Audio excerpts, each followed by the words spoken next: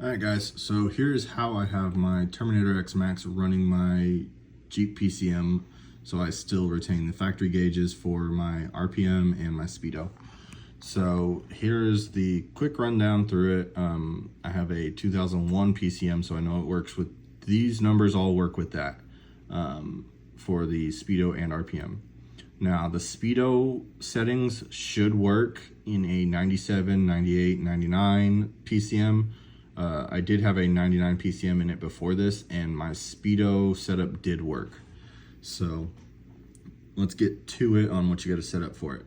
So for your Speedo, let's start there. You have to go to your transmission menu, and then you would come down here to your speed calculations.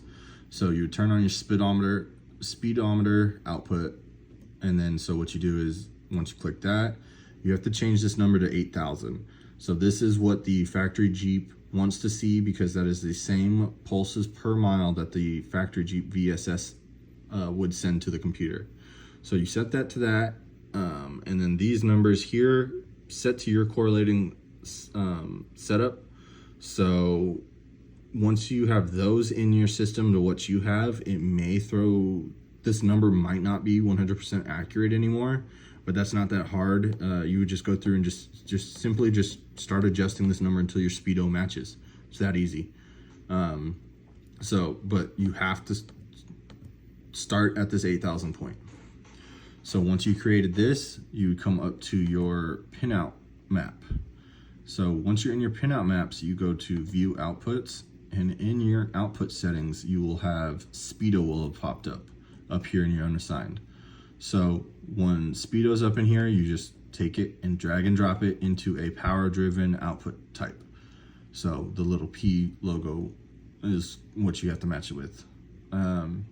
So mine is in my B10 pin. So from this point, you go back to your Holley harness, and the outputs and inputs connector that you have, you would take the wire from B10 or whatever you put it at, take that wire and go to the Jeep VSS input wire on the Jeep harness. That's it, just straight to that wire, soldered it, good to go. And then that gives you your speedometer. So it's that easy on that part. The RPM is pretty much, it's just a couple more clicking, but it's just as easy. So what you go is you have to create an output. So you would go to your inputs and outputs options, come here to outputs, and then so from this point you name whatever you want to call it. It doesn't matter what you want to name it. So type it in there. The part that matters is you want to make it a PWM driven output. So once you put that, you would go to your enabled, you would enable it, and then you come here to configure. So from this point, what you're doing is you're setting it up to be the proper signal that the Jeep wants to see. So you have switched input triggers. You need to turn that off because there's nothing switch like kind of triggering it. So you come down here to a sensor input trigger. And so what we're using is the RPM as the sensor. So we need to set it as a one sensor doing it. And you would come down here to just click RPM, and then is above. So what's essentially you're doing is when this sensor reads the RPM is above 10 is what I have it set it as, but you have to keep it lower than your idling for it to actually send the signal. So easiest way is just to keep it real low number, so that way it constantly sends that signal. So from here you have these other three tabs. You have linked outputs. You don't have to mess with this because it's just doing a whole bunch of other random crap. So leave that at 0 because this would be controlling other outputs at the same time. You're not doing that. So leave that at 0. Next you have timer outputs. This would be for however long it's supposed to be controlling it. Don't mess with this at all. Leave this as just unselected, nothing. The part that matters is this PWM setup.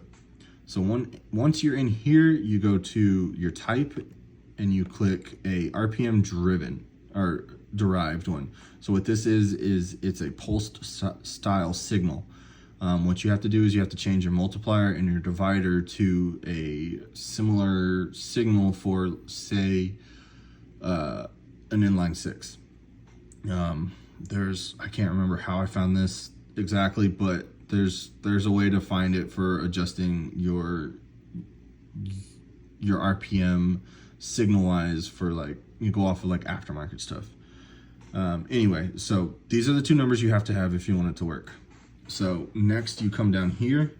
I have mine set as a throttle position sensing and a map sensing. I don't think this really matters. So you can probably set it to whatever, but I know for a fact it works on this. So if you set it here, you'll be good. And then it will automatically generate a X and a Y number range, sorry. Once those are generated, just leave it as is. The number that I don't know will matter what's in this box right here, but I have it set as just going through and highlighting it all and just type in 50. And what that'll do is it just automatically generate all of that to 50. Once all that's at one number, it'll keep it from doing any kind of adjustments. It'll just constantly have a constant reading that the signal needs to see. So from here, once you have all of this stuff done, you come back up here to your pin map. When you're in the pin map, you come back to outputs, and it will have the tach or whatever you named it will be up here. So once again, you just take it, drag it, drop it, and then you take whatever wire is in this pin on your Holley harness, tag it into your crank and your cam signal wires from the Jeep, and that's it. There you go. You have a functioning RPM and Speedo on a 2000 PCM. So I think you can do it with a 2000, you have a functioning PCM on a 2001. I think you can do this with a 2000 model one, but not 100% sure. I didn't have one to test with. I did have a 99 PCM because my Jeep is originally a 99, but I didn't play with the tach stuff enough, I don't think, but it wouldn't read the RPM from this setup, but it did read the Speedo. So this is a way to at least get your speedometer functioning on your factory gauge cluster. So at least then you have that, and then obviously you still have to retain the factory Jeep oil pressure and the factory Jeep coolant temp sensor if you want those two gauges to work.